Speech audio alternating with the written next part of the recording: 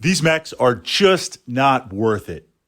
That's the template we're going to explore in this Battletech vlog. Now I have a most excellent wargaming friend, and I have to say that most of the time, pretty much all the time, he is correct with his tactical analysis. He's a very tactical player, very direct player, very strategic player, as opposed to Fritz, where I'm here for tabletop glory. I've got some tactics. I try my best, but often if you give me the chance for tabletop glory, I'm going to take it. I'm going to take the field. I'm going to take the day. And often that leads to some very, very interesting situations.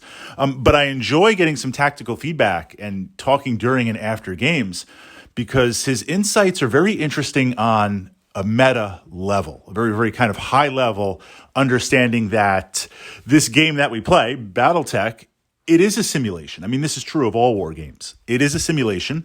It has rules. There's a framework. Many players might look at it as this is what you can do and this is what you can't do. But there is another way to look at it to say efficiency, returns. Not only do you have finite resources, in this case it's battle value or C-bills or tonnage, whatever matrix you're going to use to balance out the sides, but in addition to that, layered over that is essentially a timer, right? You're starting the game. You get weaker and weaker as you go, losing armor, taking damage, losing mechs, or if it's based on a mission, one opponent or the other, or a multiple opponent game, things will get closer and closer and closer to the victory conditions. So within that, he'll often say some of these mechs, some of these assault mechs that are high battle value, it's almost like put together a spreadsheet, let's say inner sphere, because we've got to limit it somewhere. We've got to approach somewhere.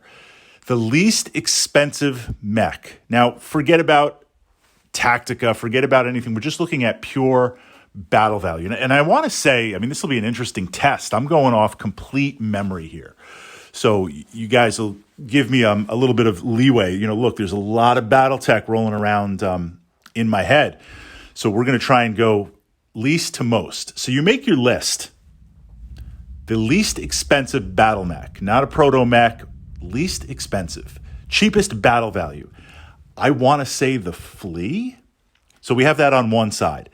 Then we start stacking, making our way through lights, mediums, heavies, and assaults, where we arrive at the most expensive battle mech. And I want to say the most expensive, the Atlas. I mean, that you just, when you don't know, you throw the Atlas at everything. But we have the most expensive battle mech. Someone in the comments will confirm inner sphere tech level, least and most, or clans least and most, or overall battle tech. Mechs proper, not battle armor, not proto mechs, not trainers.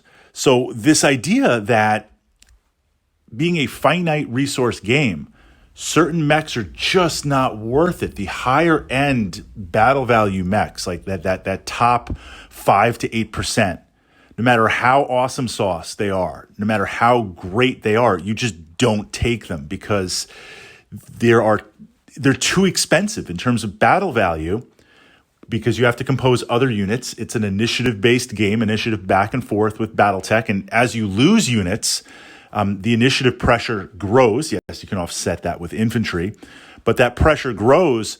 So if you're going into a game where you have one or two really expensive 5 to 8% top pieces, you're already behind the initiative game as you start taking losses. And then there's the thought that no matter how great this mech is, and look, there's a couple of high-priced mechs that I'm rolling with. I'm rolling with that bling. I love them. I play them.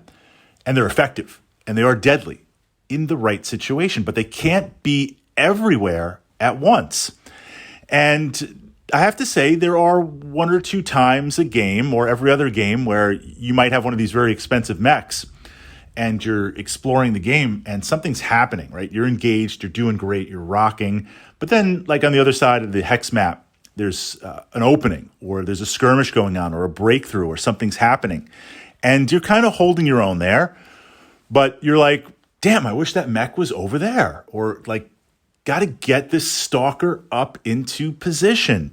So from that perspective, asking the question based on a battle value game, let's just go with BV, the fact that there are finite turns and you get less and less and less, and the fact that we are dealing with an initiative-based system as opposed to a straight-up you go, I go system.